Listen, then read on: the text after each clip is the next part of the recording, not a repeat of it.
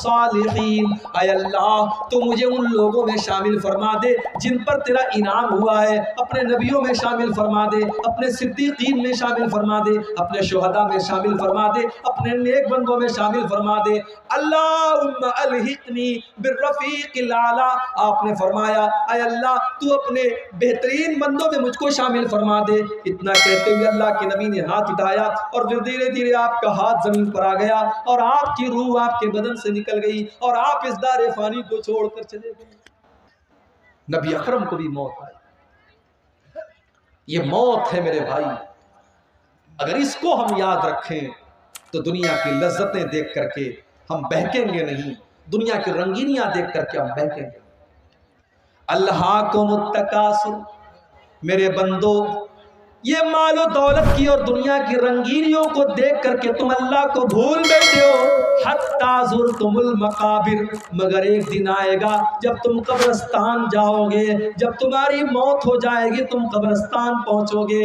कल्ला सौफ़ तालमून, उसके बाद तुम्हें जरूर पता चल जाएगा कि अल्लाह का वादा कितना सच्चा था। सुम्मा कल्ला सौफ़ तालमून, तुम्हें जरूर पता चल जाएगा कि अल्लाह का वादा सच्चा था। बंदे को कब्र में दफनाया गया। अल्लाह के नबी फरमाते दफना करके जब वापस जाने लगते हैं तो मुर्दे को फौरन दोबारा उसकी रूह को लौटाया जाता है, दोबारा उसके अंदर जिंदगी डाली जाती है और वो दफना करके जाने वालों के जूतों की आवाज को भी सुनता है।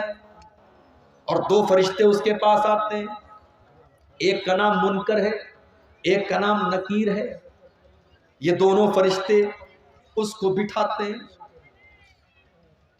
एक सवाल पैदा हुआ, भाई मुसलमान अपने मुर्दों को कब्र में दफनाता है, मगर हमारे हिंदू भाइयों क्या तो जला दिया जाता है, उनको कब्र में अजाब कैसे होगा? पारसी लोगों के यहाँ तो लाश में मसाला लगा करके चिलकमों को खिला दिया जाता है, उनके यहाँ कैसे हिसाब व किताब होगा?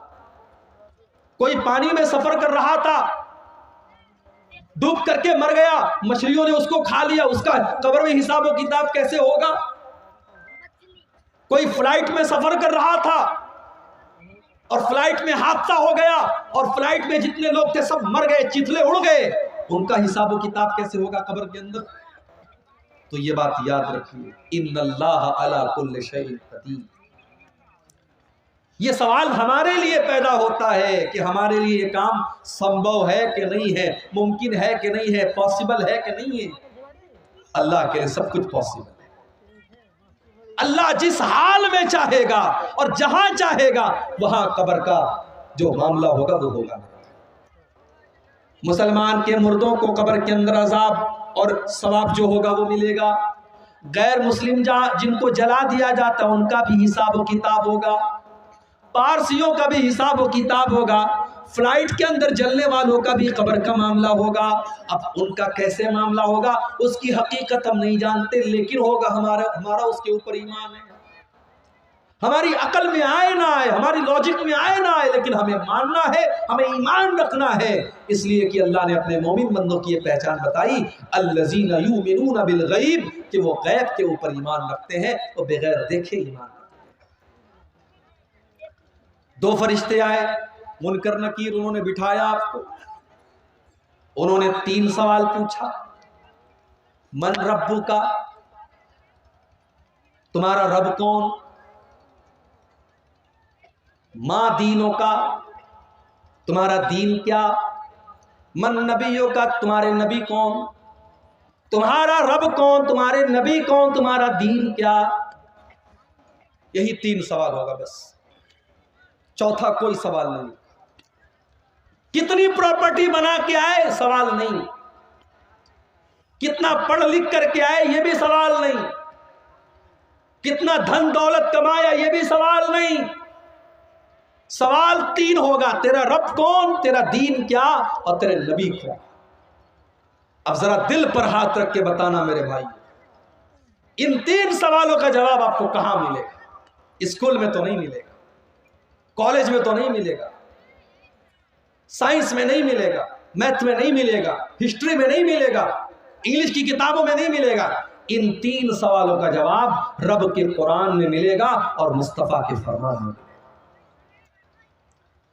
आप आज बच्चों को मदरसे नहीं भेजते, मुझे एतराज नहीं, आप स्कूल भेजो, मुझे कोई एतराज नहीं, मगर आप अपने बच्चे को इस लायक बनाओ, अपनी बेटी को इस लायक बनाओ कि आपका बच्चा और बच्ची स्कूल में पढ़ करके इन 3 सवालों का सही जवाब दे दे।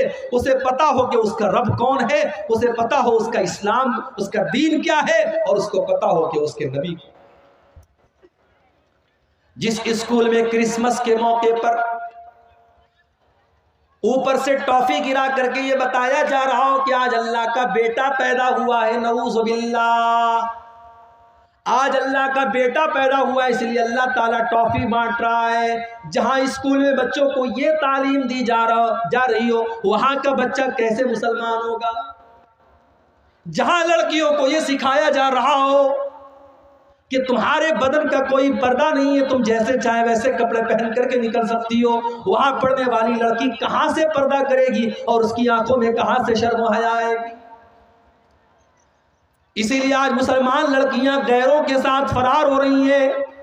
नाम था सलमा बानो, नाम था आयशा बानो, उसने नाम रख लिया संगीता देवी, सीता देवी, उसने मजहब भी तब्दील कर लिया, उसने मुर्तद भी हो गई। वो कितनी मिसालें मौजूद हैं। आफताब और श्रद्धा की कहानी तो बहुत मीडिया वालों ने चलाई, मगर इस जैसी लाखों कहानियां जहां मुसलमान लड़कियों को बाकायदा जाल में फंसाया गया और उनको मुर्तद बनाया गया और मार करके इज्जत लूट करके खत्म कर दिया गया, उन कहानियों को कोई मीडिया वाला चलाने को तैयार नहीं है। और आज तो मीडिया वालों को भी खरीदा जा रहा है। इस मुल्क में एक चैनल था, न्यूज चैनल, जो थोड़ी बहुत सच्चाई दिखाता था, उसको भी बहुत बड़े लोगों ने खरीद लिया। ये अलग बात है, एक ऐसा भी जर्नलिस्ट था, एक ऐसा भी पत्रकार था, सहाफ़ी था, वो नहीं बिका। उसने कहा मैं एनडीटीवी से इस्तीफा दे दूंगा, मगर मैं झूठ का साथ नहीं दे सकता। अल्लाह ऐसे पत्रकारों और ऐसे जर्नलिस्ट की हिफाजत करे, उन्हें और सच बोलने की तौफीक दे। मेरे भाइयों, आप सोचिए कि आज हमारी बेटियों के पास दीन की तालीम नहीं, उन्हें ईमान की अहमियत नहीं पता, और कब्र में यही 3 सवाल पूछा जाएगा, तेरा रब कौन है, तेरे नबी कौन है, तेरा दीन। अच्छा, अगर हम दुनिया में रट लें मेरा रब अल्लाह है, मेरा दीन इस्लाम है, मेरे नबी मोहम्मद है, रटने से काम नहीं चलेगा। रटना नहीं है। अगर आप चाहते हैं कि कब्र में आपके मुंह से सही जवाब निकले, तो आपको अल्लाह वाली जिंदगी गुजारनी पड़ेगी। अगर आप चाहते हैं कि कब्र में आपके मुंह से निकले मेरा दीन इस्लाम है, तो आपको इस्लाम पर चलना पड़ेगा। आपकी जिंदगी इस्लाम वाली होगी, तब कब्र में सही जवाब निकलेगा। अगर आप चाहते हैं कि कब्र में जब फरिश्ता पूछे तेरे नबी कौन है, और आपके मुंह से ये निकले मेरे नबी मोहम्मद सल्लल्लाहु अलैहि वसल्लम है, तो आपको अल्लाह के नबी के तरीके पर जिंदगी गुजारनी है। जो बंदा मोमिन होगा, जिसने ईमान वाली जिंदगी गुजारी होगी, वो इन 3 सवालों का सही जवाब देगा। वो कहेगा मेरा रब अल्लाह है, मेरा दीन इस्लाम है, मेरे नबी मोहम्मद है। फरिश्ता पूछेगा वमा युदरीका, तुझे इन 3 सवालों का जवाब कैसे पता चला? बंदा कहेगा क़राअतु किताब अल्लाह, मैंने कुरान को पढ़ा था, मैंने हदीसों को पढ़ा था, मैंने अल्लाह और उसके रसूल की बातों को पढ़ा था। आज कौन पढ़ता है? कौन पढ़ता है कुरान को? पहले तो बूढ़ी औरतें घर में रहती थी, वो बेचारी सुबह सुबह कुरान पढ़ती थी। अब तो वो बूढ़ियां भी खत्म हो गई। अब की तो औरतें वो हैं कि सुबह को वो उठती हैं तो मोबाइल पर सीरियल देखती हैं, पहले रात को बिस्तर पे सोने लगती है तो सीरियल देखती है। नौजवान को गाना सुनने से फुर्सत नहीं, बुढ़ों को गाना सुनने से फुर्सत नहीं। आज हमारे घरों में कुरान कौन पढ़ता है? मेरे भाई, अपने दिल पर हाथ रख करके बताओ कि आखिरी टाइम आपने कुरान को कब पढ़ा? हमने कुरान के साथ बहुत नाइंसाफी की, और कल क़यामत के दिन अल्लाह के नबी हमारा गिरबान पकड़ेंगे, और अल्लाह के नबी क़यामत के दिन अल्लाह की बारगाह में कहेंगे वक़ाल रसूल या रब इन्न कौमी इत्तख़ज़ू हाज़ल कुरान महजूरा। अल्लाह के रसूल कहेंगे ऐ अल्लाह, मेरी इस कौम ने कुरान को छोड़ दिया था, कुरान को छोड़ दिया था। कब्र में 3 सवालों का जवाब देने वाला कहेगा मैंने कुरान को पढ़ा था। और जो इंसान काफिर था, मुनाफिक था, इस्लाम पर नहीं चलता था, उसके मुंह से सही जवाब नहीं निकलेगा, वो चाह करके भी सही जवाब नहीं दे पाएगा। उसके मुंह से बस एक ही जवाब निकलेगा, हा हा ला अदरी, हाय हाय मैं नहीं जानता। फरिश्ता कहेगा तू नहीं जानता इसलिए कि माँ